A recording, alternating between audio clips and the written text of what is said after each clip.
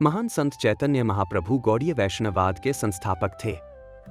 उनका जन्म 1486 ईस्वी में नवद्वीप, वर्तमान पश्चिम बंगाल में हुआ था। उनका बचपन नवद्वीप में बीता। उनके पिता का नाम जगन्नाथ मिश्र और माता का नाम सची देवी था। चैतन्य महाप्रभु का असली नाम विश्वंभर मिश्र था। चैतन्य महाप्रभु ने अपनी आध्यात्मिक यात्रा की शुरुआत अपने गुरु ईश्वरपुरी से की। उन्होंने गौड़ीय वैष्णववाद की शिक्षा प्राप्त की और भगवान कृष्ण की भक्ति करने लगे।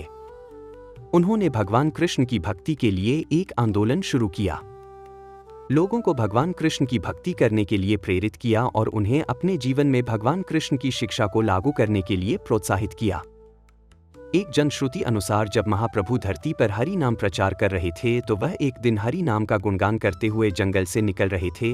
वहीं से एक छाछ बेचने वाला जा रहा था। उसने सोचा, मुझे एक छाछ पीने वाला मिल गया, यह मुझसे अवश्य छाछ खरीदेंगे। चैतन्य महाप्रभु को उस समय बहुत प्यास लगी थी तो उन्होंने छाछ वाले से कहा कि तुम मुझे छाछ पिला सकते हो। छाछ वाले ने छाछ का घड़ा चैतन्य जी को दे दिया। प्यास के कारण चैतन्य महाप्रभु पूरे घड़े का छाछ पी गए और वहां से जाने लगे। तब छाछ वाला उनसे पैसे मांगने लगा। महाप्रभु ने कहा कि मैं एक योगी हूं, मेरे पास पैसे नहीं हैं। छाछ वाले ने कहा, आपको कुछ देना पड़ेगा। तब चैतन्य जी ने कहा कि ठीक है, मेरे पास जो कुछ भी है मैं तुम्हें देता हूं। मेरे पास हरि नाम रसधारा है, तुम भी रस का आस्वादन करो।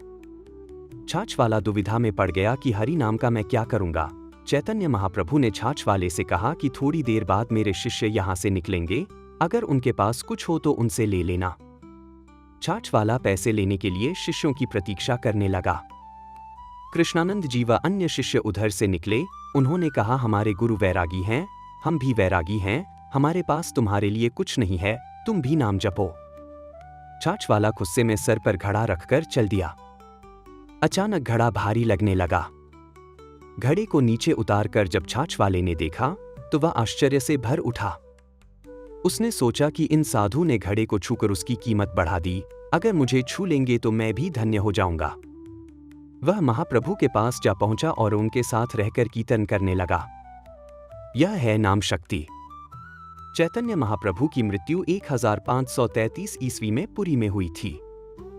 उनकी मृत्यु के बाद उनके अनुयायियों ने उनकी शिक्षा को आगे बढ़ाया और गौड़ीय वैष्णववाद को पूरे भारत में फैलाया।